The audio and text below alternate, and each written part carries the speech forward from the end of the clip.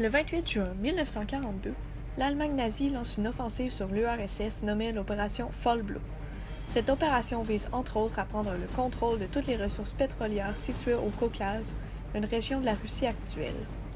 Après avoir pris la ville de Moscou, les Allemands ont continué de progresser vers le sud de la Russie pour conquérir ce pays en entier.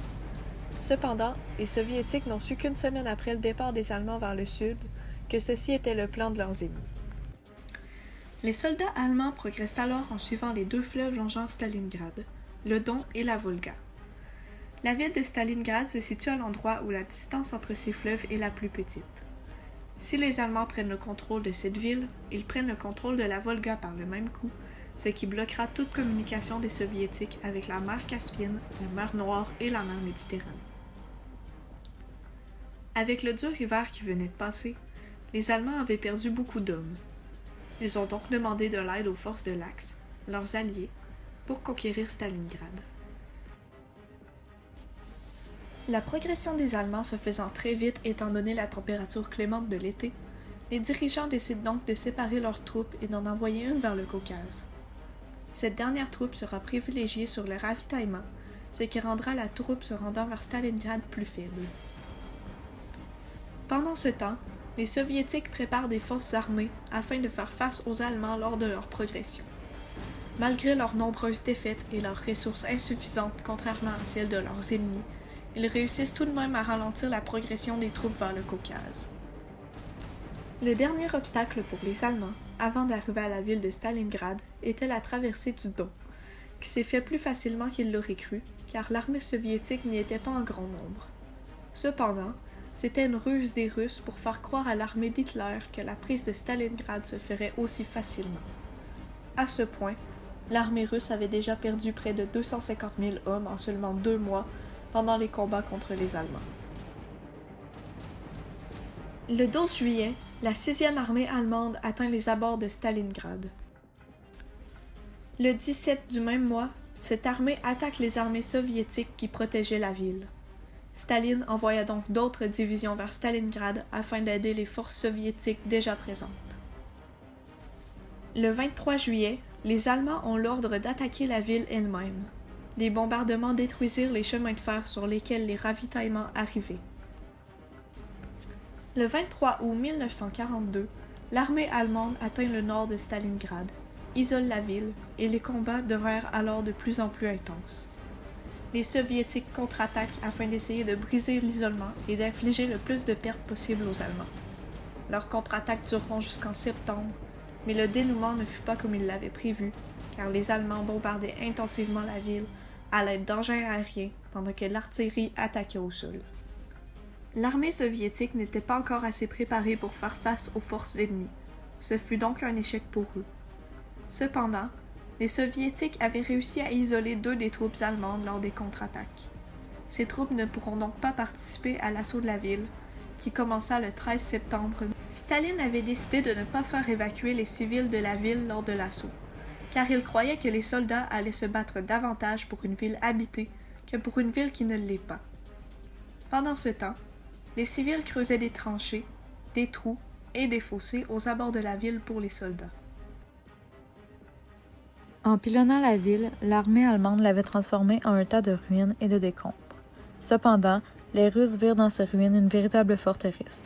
Ils devinrent alors experts en embuscade, cachant des chars et des soldats. La ville était aussi parsemée de tireurs d'élite soviétiques, ce qui semait la peur chez les Allemands. Ils craignaient d'être tués dans la ville qu'ils étaient en train d'assiéger.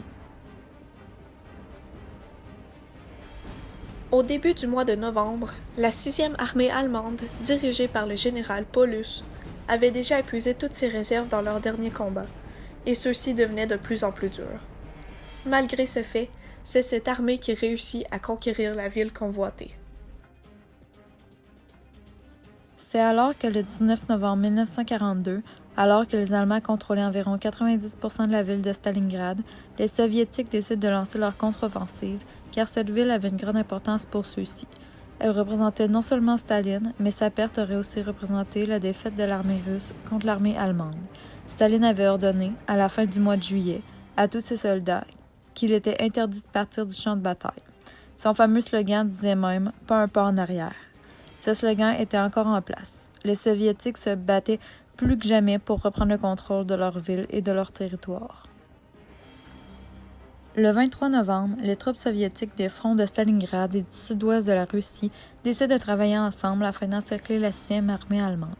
La stratégie pour reconquérir la ville était d'envoyer une offensive par le nord du nom de code de Saturne et une offensive par le sud du nom de code d'Uranus pour prendre au piège les Allemands. Plus d'1 million de soldats, 894 véhicules et 1115 avions ont constitué la contre-offensive. Cette mission fut un succès. Les Soviétiques réussirent à encercler près de 300 000 hommes entre les fleuves qui délimitèrent la ville de Stalingrad. Le général von Paulus, qui était le dirigeant des 22 divisions prises au piège, écrit à Berlin qu'ils étaient maintenant prisonniers dans la ville et que d'autres Russes rejoindraient ceux déjà présents autour de la ville dans les jours suivants, et expliqua à ses supérieurs que la situation critique pourrait le contraindre à laisser la ville de Stalingrad aux mains des Russes. Hitler, qui va à l'encontre de ses généraux, décide de ne pas abandonner cette ville afin de rompre l'encerclement de l'armée adverse, car il croyait pouvoir approvisionner les soldats à l'intérieur de Stalingrad avec les forces aériennes et même délivrer ses troupes grâce à des opérations de secours. Les munitions se faisaient de plus en plus rares et contrairement au dire du chef allemand, les ravitaillements étaient très peu nombreux, ce qui rendait la tâche des soldats très difficile car leur nombre de tirs était rationné. Les nombreuses tempêtes de neige ralentissaient les troupes allemandes voulant venir en aide à ceux étant dans Stalingrad pour que finalement la tentative de sauvetage échoue à un peu plus de 50 km de la ville. Le 2 décembre, une nouvelle attaque russe se produit. Cette fois, ils utilisèrent des missiles en direction de leur cible qui était de plus en plus faible dû au froid de l'hiver russe et au manque de ressources. L'hiver fut très difficile pour l'armée allemande qui n'était pas habituée à la neige et au froid. Elle se faisait de plus en plus faible car certains soldats mouraient gelés par des maladies ou par la famine. Paulus envoya donc un message radio à ses supérieurs pour leur expliquer que Hitler devait respecter sa promesse de ravitaillement car les munitions et la nourriture étaient maintenant presque inexistants. Si les ravitaillements n'étaient pas faits, le général menaça de partir en retraite et d'abandonner la ville de Stalingrad. Ce qu'il ne savait pas, c'était que depuis que 488 avions allemands s'étaient fait intercepter et écraser par les Russes, il n'y avait presque plus de pilotes voulant faire les ravitaillements. La réponse de Hitler à cet avertissement fut comme la fois précédente. Il était inconcevable, selon lui, de battre en retraite. Puis, le 27 du même mois, les Soviétiques pénétrèrent l'armée allemande qui obligea les soldats de Hitler à capituler. Après seulement 5 minutes, la radio russe dévoila qu'à toutes les 7 secondes, un soldat allemand perdait la vie à Stalingrad. 3 jours plus tard, Hitler promut Paulus en tant que maréchal, un grade militaire supérieur, et le chef allemand espérait que son subalterne se suiciderait à la place de se rendre aux mains des Soviétiques. Cependant, Paulus et son état-major furent découverts, ce qui força la capitulation le jour suivant, soit le 31 janvier 1943 pour le Sud et le 2 février pour le Nord. Il y eut un total d'environ 1 280 000 morts, blessés, prisonniers ou disparus, dont approximativement 380 000 du côté allemand. Pour les Soviétiques, on compte plus de 485 000 morts et environ 630 000 blessés. Cette bataille fut un point tournant pour la Deuxième Guerre mondiale car elle causa la retraite des Allemands vers la Caucase, ce qui leur fit perdre un grand bénéfice. Cependant, les Allemands établirent une nouvelle armée au printemps 1943 pour attaquer Kharkov, mais cette bataille fut aussi une défaite face aux contre-offensives soviétiques.